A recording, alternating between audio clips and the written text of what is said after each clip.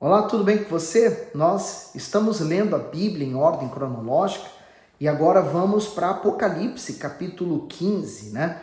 Estamos avançando e ainda os olhos do apóstolo João continuam firmados nos céus. Bom, você tem gostado desse conteúdo? Dá o seu gosto, partilhe o vídeo e vamos meditar juntos nessa palavra e extrair dela o alimento que nós precisamos para a nossa fé.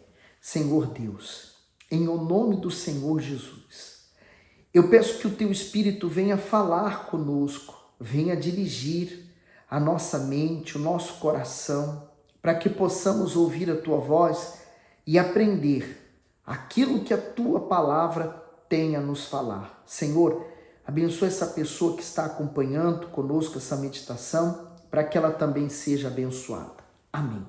Então, Apocalipse 15, são 8 versículos e eu vou ler tudo, depois nós voltamos destrinchando melhor os comentários do bispo e também os comentários que eu apontei, tá bom? Então ele diz assim, Apocalipse 15, e vi outro grande e admirável sinal no céu, 7 anjos, que tinha 7 últimas pragas, porque nelas é consumada a ira de Deus. E vi como que um mar de vidro misturado com fogo, e também os que saíram vitoriosos da besta e da sua imagem, e do seu sinal, e do número do seu nome, que estavam junto ao mar de vidro, e tinham as harpas de Deus, e cantavam o cântico de Moisés, servo de Deus, e o cântico do Cordeiro, dizendo: Grandes e maravilhosas são as tuas obras, Senhor Deus Todo-Poderoso. Justo e verdadeiros são os teus caminhos, ó Rei dos santos. Quem te não temerá, ó Senhor, e não magnificará o teu nome? Porque só tu és santo. Porque isso todas as nações virão e adorarão diante de ti, porque os teus juízos são manifestos. E depois disto olhei, e eis que o templo do tabernáculo do testemunho foi aberto no céu. E os 7 anjos, que tinham as 7 pragas, saíram do templo, vestidos de linho puro e resplandecente, e cingidos com cintos de ouro pelos peitos. E um dos 4 animais deu aos 7 anjos 7 taças de ouro, cheias da ira de Deus, que vive para todo sempre. E o templo encheu-se com a fumaça da glória de Deus e do seu poder. E ninguém podia entrar no templo até que se consumassem as 7 pragas dos 7 anjos. Muito bem, agora nós vamos ver então novamente, sete anjos que vão derramar as 7 taças da ira de Deus. Nós já vimos isso lá atrás, as consequências, mas foi 1/3 da terra que sofreu, as pessoas também, mas agora acredito que essas taças aqui, o que vai ser derramado da ira de Deus, será muito mais forte, muito mais poderoso. E lembramos que João já viu 2 sinais. Primeiro, ele viu um sinal no céu, uma mulher vestida do sol, com a lua debaixo dos seus pés e uma coroa de 12 estrelas sobre a sua cabeça. Vimos lá no capítulo 12. Então, depois ele viu um segundo sinal, o dragão vermelho, o diabo, também no capítulo 12, versículo 3. Aqui ele vê agora um terceiro sinal, do qual diz que é grande e maravilhoso. E quando a Bíblia refere-se a grande, é porque realmente é grande, né? Tudo é mesmo grandioso. Moisés recebeu 3 sinais da sua vocação, né? Gideão recebeu 3 sinais para que a sua fé fosse fortalecida. Então nós estamos vendo também esses 3 sinais que nós vimos aqui, que ele viu no céu, né? Saul recebeu 3 diferentes sinais quando foi ungido rei, né? Quando ele foi ungido, então ele foi para um lugar, eu não lembro aonde estavam os sacerdotes, e ele também viu esses 3 sinais que o profeta falou que ele veria. Em Mateus 24, o Senhor Jesus falou de 3 sinais que indicarão a sua volta. O primeiro sinal, do Filho do Homem no céu. Então, será visto. Segundo sinal, da figueira, né? Saber reconhecer a figueira. Terceiro sinal, o tempo de Noé, isto é, a situação moral dos homens justamente antes da sua volta. E aí nós conseguimos perceber quantas coisas semelhantes nós temos nos dias de hoje, sinais que também temos visto da volta do Senhor Jesus. É grande porque contém muito mais do que foi visto até agora, e maravilhoso porque engloba as maiores revelações a respeito dos milagres de juízo de Deus para o mundo atual. Bom, eu volto aqui então no versículo 1 e já leio também o comentário do bispo. E vi outro grande e admirável sinal no céu, 7 anjos, que tinham as 7 últimas pragas, porque nelas é consumada a ira de Deus. O comentário diz, as 7 últimas pragas são os juízos, os últimos juízos das 7 taças, e tem muita semelhança com os juízos das 7 trombetas. Flagelos terríveis virão sobre a terra e evidenciarão o julgamento de Deus, a exemplo do que ele fez no Egito. Naquela ocasião, quando o anjo da morte passou a meia-noite pela nação, todos os primogênitos egípcios foram mortos, ficando livres apenas os filhos de Israel. Está lá em Êxodo 13:15. Portanto, será consumada a ira de Deus, quer dizer, a limpeza total daqui na terra, né? Até porque estamos chegando realmente ao término do livro de Apocalipse, então o triunfo do Senhor Jesus. Os 7 anjos assemelha-se àqueles das 7 trombetas no capítulo 8, né? Entretanto, aqui no capítulo 15 é acrescentada uma palavra que é preciso observar bem. Esses 7 anjos trazem os últimos flagelos consigo, como nós então vimos, né? Quando esses últimos juízos das taças, que são inimaginavelmente terríveis, tiverem passado sobre a terra, o 7º anjo trará a notícia da conclusão. Nós vamos ver lá no capítulo 16 e vai estar escrito, está feito, né? O consumado. Então, agora eu volto para ler o versículo 2. E vi como que um mar de vidro misturado com fogo. Também os que saíram vitoriosos da besta e da sua imagem e do seu sinal e do número do seu nome, que estavam junto ao mar de vidro e tinham as harpas de Deus e cantavam o cântico de Moisés, servo de Deus, e o cântico do Cordeiro, dizendo: grandes e maravilhosas são as tuas obras, Senhor Deus Todo-Poderoso. Justos e verdadeiros são os teus caminhos, ó Rei dos santos. Quem te não temerá, ó Senhor, e não magnificará o teu nome? Porque só tu és santo.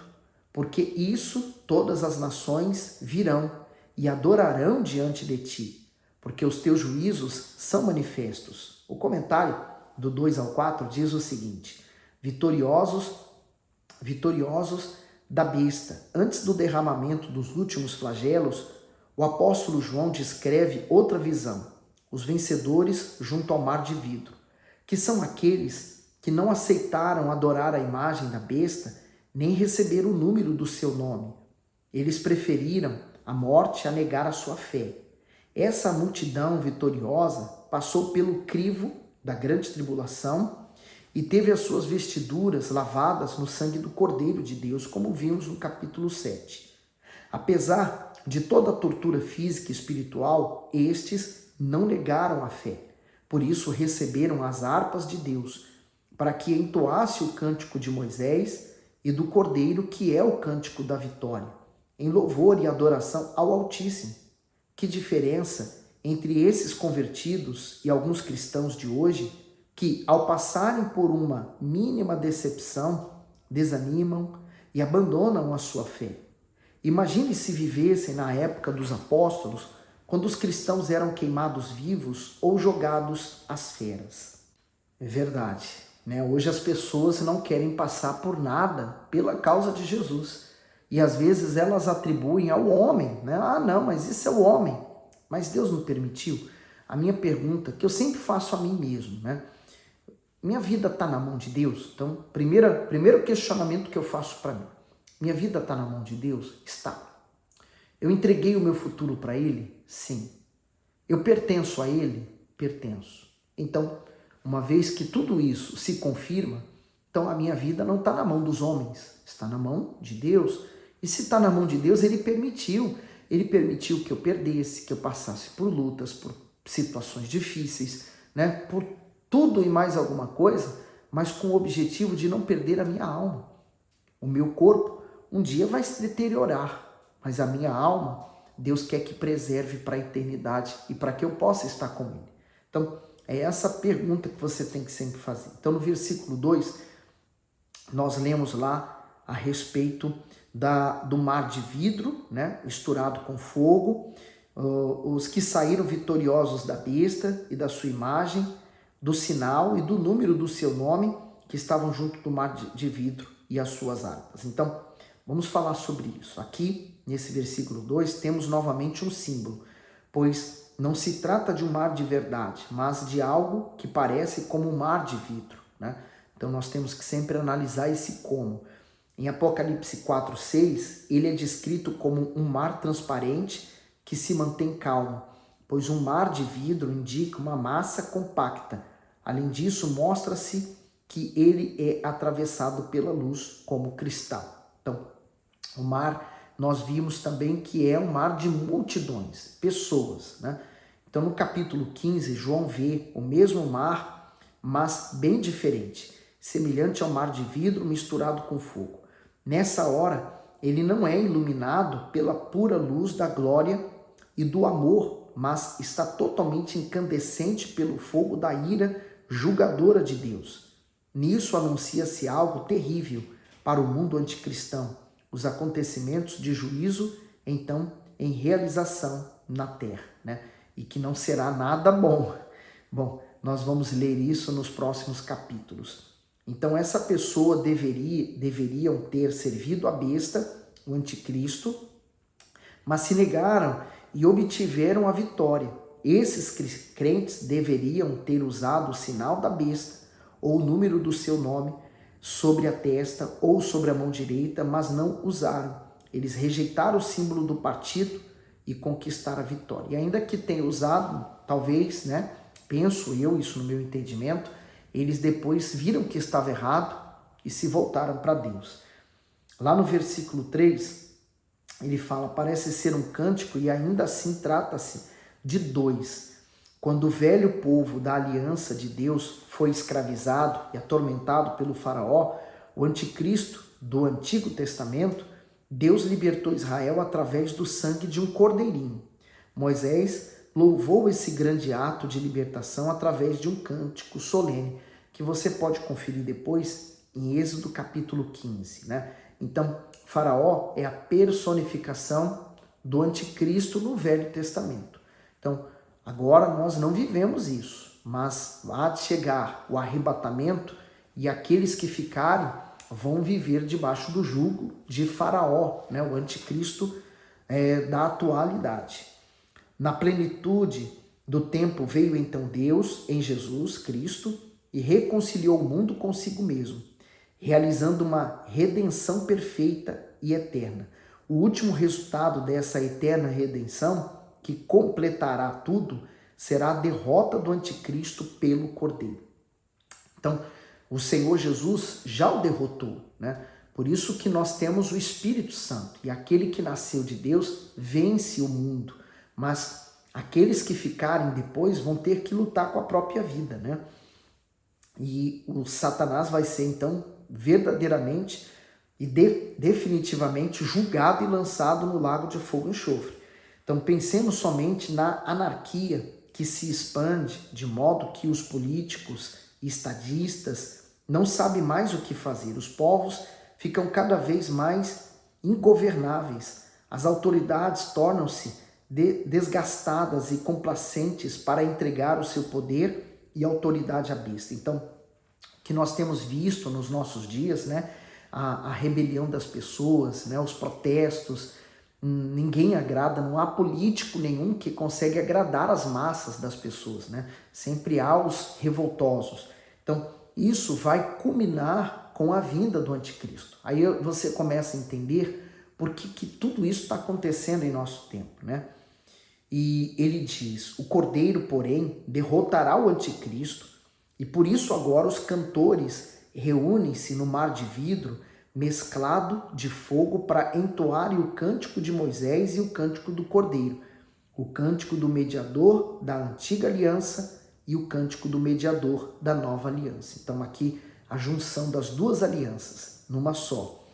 E pela segunda vez é utilizada a expressão grande, maravilhoso, pois as obras de Deus são atos de redenção para os seus, mas golpes de juízo para o mundo. Então, hoje nós vivemos num período de tempo em que as pessoas elas têm coceira no ouvido ao ouvir a sã doutrina, a palavra de Deus. Elas querem que tudo esteja de acordo com elas. E quando há algo que não está de acordo com elas, elas procuram meios de te acusar, né? O mundo considera muitas coisas como grande, que na verdade não são. Quem quiser ver o que é grande, no sentido exato da palavra, deve observar as obras de Deus. O homem faz grandes obras, né? Grandes coisas, né? Uma inteligência que Deus deu. Deus serviu o ser humano com ela, mas ainda assim não é grande. São coisas pequenas. Só basta olhar o universo. Quantos planetas Terra, por exemplo, cabem dentro do Sol? Milhares e milhares. Daí você já começa a ver a grandeza de Deus. Será que não é algo grandioso e admirável que Ele tenha salvado você e eu? As obras de Deus têm algo de contraditório para o nosso raciocínio, pois são maravilhosas. Podemos reconhecê-las em espírito com admiração e adoração, mas não podemos explicá-las. Que sinal grandioso João viu. E de fato, né? Ele conseguiu ver coisas grandiosas, mas não podemos esquecer que ele também viu a punição de muitas pessoas que negaram o Senhor Jesus. Agora o versículo 5. E depois disto olhei, e eis que o templo do tabernáculo do testemunho foi aberto no céu. E os 7 anjos que tinham as 7 pragas saíram do templo vestidos de linho puro e resplandecente e cingidos com cintos de ouro pelos peitos. O comentário diz o seguinte: o tabernáculo do testemunho foi levantado por Moisés no deserto por ordem do próprio Deus. Dentro encontrava-se a arca da aliança que continha as tábuas da lei, isto é, o testemunho da vontade do Altíssimo para o povo de Israel.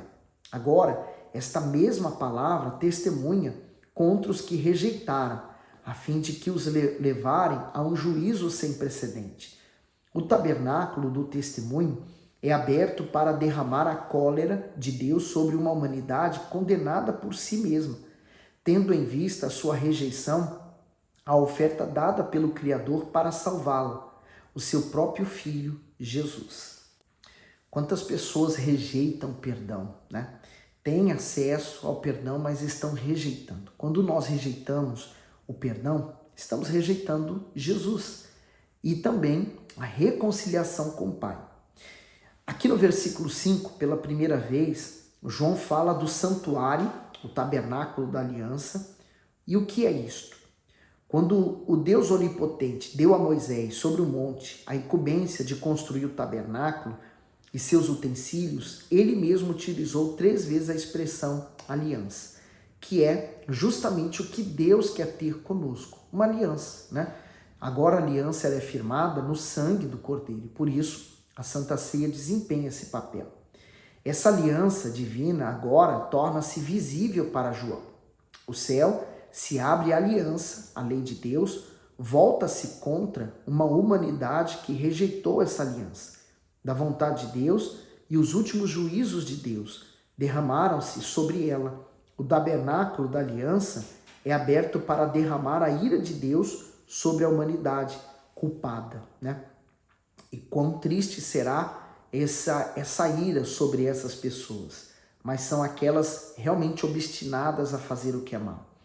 No versículo 6, as vestes dos anjos levam à questão de saber se eles são anjos sacerdotes. Entretanto, isso é impossível, pois o Senhor não instituiu anjos, e sim homens da tribo de Levi no ministério sacerdotal. O grande sumo sacerdote é o homem Jesus Cristo. E é ele quem está presente na presença de Deus, intercedendo por nós. porque ele foi o sacrifício vivo por nós. Em contraste com os sacerdotes, eles não apresentam um sacrifício substituto, mas são chamados a exercer o juízo sobre uma humanidade que não tem substituto como sacrifício de expiação pessoal. E louvado seja o Senhor, porque como renascidos podemos estar abrigados em Jesus, de modo que esse juízo não nos atingirá, porque nele já estamos julgados. Será que você já compreendeu o quanto necessita da graça de Deus em Jesus Cristo? Porque sem ele, nós não teremos salvação. Por isso a nossa vida, ela tem que estar na cruz, em comunhão perfeita com Deus e com os demais, o amor ao próximo. O terrível das 7 últimas pragas é que não existe mais possibilidade de arrependimento, não existe mais salvação. É como se a porta tivesse fechado totalmente, como fechou para aquelas 5 virgens nécias, loucas. Ali a palavra santo tem sentido de misericordioso ou perfeito em sua bondade. No entanto, quando começar os juízos, não haverá mais substituto e desse modo também não existirá mais misericórdia. Então, que terrível será esse período, porque as pessoas rejeitaram completamente o amor do nosso Deus, Por isso hoje, não feche o seu coração para Deus. Pelo contrário, abra para que ele possa, a luz dele entrar em você. No 7 diz, e um dos 4 animais deu aos 7 anjos 7 taças de ouro, cheias da ira de Deus, que vive para todo sempre. E o templo encheu-se com a fumaça da glória de Deus e do seu poder, e ninguém podia entrar no templo, até que se consumasse as 7 pragas dos 7 anjos.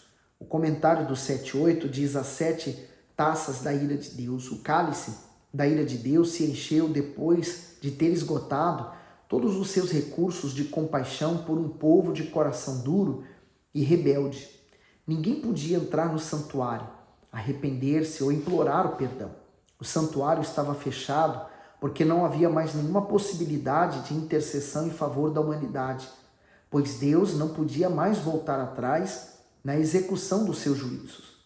Por isso, felizes são aqueles que não desperdiçaram a oportunidade que o Senhor Jesus tem oferecido hoje, pois amanhã poderá ser tarde demais. Segundo Coríntios 6:2, porque diz, ouvi-te em tempo aceitável e socorri-te no dia da salvação. Eis aqui agora o tempo aceitável, eis agora o dia da salvação. E quantos hoje têm rejeitado a salvação? Meu Deus, eu leio essas coisas, vejo o comentário do bispo e as coisas que nós lemos em Apocalipse, nos dá um temor muito grande. Por exemplo, uma pessoa que morre sem Jesus hoje, o santuário fechou para ela. Então não há mais segunda chance, já não há mais uma oportunidade para ela. Acabou. Então nós temos que estar vigilantes a todo tempo.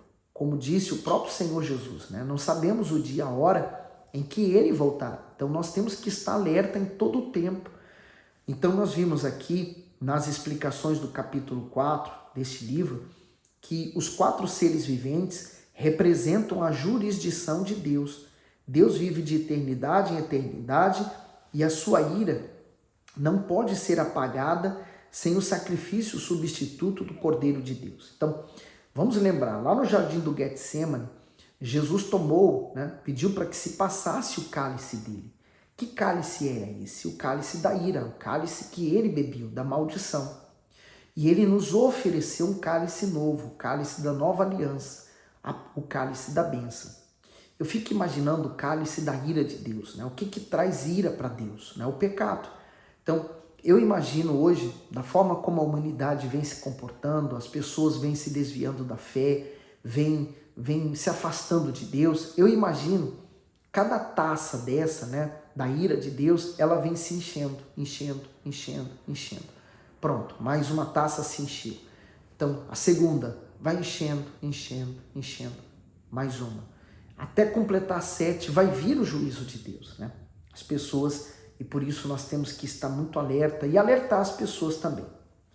Em Êxodo 40, 34 ao 35, nós lemos que até Moisés, que tinha visto Deus face a face, não podia entrar na terra, na tenda do encontro, por causa da nuvem da glória de Deus, né? Mesmo Moisés, que estava na presença de Deus, não podia. Aqui nós vemos que o santuário também se encheu dessa fumaça. Nós vemos também a mesma coisa lá em 2 Crônicas 7, depois que foi consagrado o templo de Salomão, que a nuvem da glória do Senhor encheu a casa do Senhor, de modo que os sacerdotes não podiam entrar nela por causa dessa glória dele. Por isso que a glória da segunda casa, e essa segunda casa hoje somos nós aqui, que somos o templo de Deus, será maior do que a primeira, né? E, portanto, durante esses últimos juízos, ninguém mais podia entrar no templo. Significado, ninguém mais podia arrepender-se, ninguém mais pode implorar por graça e exclamar: Senhor, salva-me. Não haverá mais salvação. Eu lembro daquelas 5 virgens que batiam a porta: Senhor, abre-nos a porta. E ele falou: apartai-vos de mim, eu não vos conheço. Mas eram noivas, né? Aguardavam pelo noivo, mas agora o noivo já não as conhece. Por isso, hoje, se você ouvir a voz dele, não endureça o seu coração. Hoje você ainda pode implorar por graça. Hoje o santuário no céu ainda não está fechado. Pelo contrário, pois em Hebreus 10, 19 diz o seguinte: tendo, pois, irmãos, ousadia para entrar no santuário pelo sangue de Jesus, pelo novo e vivo caminho que ele nos consagrou pelo véu, isto é, pela sua carne. Não despreze o chamado de Deus. Pega firme na sua fé. Fácil não é, não. Jesus, ele deixou isso bem claro que não seria fácil. No mundo teremos aflições, mas ele falou: tem de bom ânimo. Então, vamos olhar para Jesus. Vamos estar em Jesus. Ele tem que estar em você. Priorize o Espírito Santo. Deus sabe de todas as necessidades que você tem na sua vida. Mas a principal necessidade que você tem, que nós temos, primeiro, é nascer de novo. Segundo, é ser, então, cheio do Espírito Santo. Então, primeiro, a primeira necessidade está lá no Evangelho de João, no capítulo 3, quando ele falava com Nicodemos: necessário vos é nascer de novo. Então, é uma necessidade para todos nós, todos, indistintamente. Segundo, é o batismo com o Espírito Santo, pois ele é o selo da promessa de Deus para os salvos. Então, priorize essas 2 coisas e as demais coisas serão acrescentadas. Fique com Deus, Deus abençoe. Até o próximo capítulo 16, vamos ler sobre as taças.